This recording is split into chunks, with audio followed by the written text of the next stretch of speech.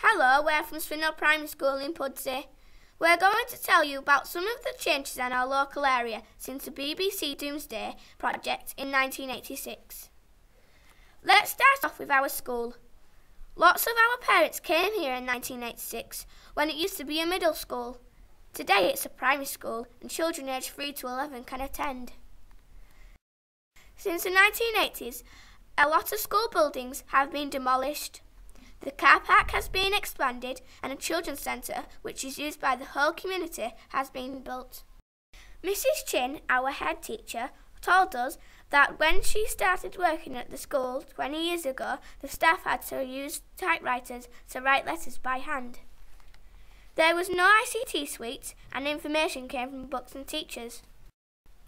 Next year the school will be 100 years old and will celebrate its centenary. In 1986, the BBC Domesday project featured Booth's Yard, a shopping street in Pudsey dating from the late 17th century. It looks similar to what it looked like in 1986, but the shops are different. There are new bars like Bojangles and restaurants. Pudsey is known as a market town. Since 1986, the market has a new entrance sign and the stalls have been changed from wood to metal. There is also a farmer's market now. In the 80s, the market was a busy shopping area, but now it's a lot quieter. This is due to new supermarkets opening in the area. The market closes early every day at 2 p.m, which is why a lot of working people don't use it. Some of our parents still shop here, but we prefer to buy our clothes from large shops and online stores. Many of the shops and pubs have changed around Pudsey since the 1980s. Woolworths was a big shop that everybody used. Today it's a B&M bargain shop. Wetherspoons used to be the Black Bull and Barcode used to be the Co-op.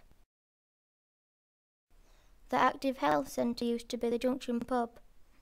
In Lowtown the post office closed down and on Legit Hill many of the shops have also changed. Wetherby Whaler is a fish and chip shop that opened in 1997. Pudsey Park was renovated in 2009. The Animal Corner has been replaced by a brand new wildlife house and aquarium. The whole of the playground was rebuilt and the old Helter-Skelter slide was replaced by a new straight slide. We prefer the old part because the slide was better.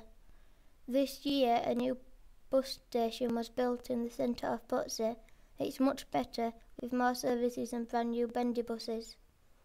Grangefield School was built in 1911 and the old building has become very scruffy and run down.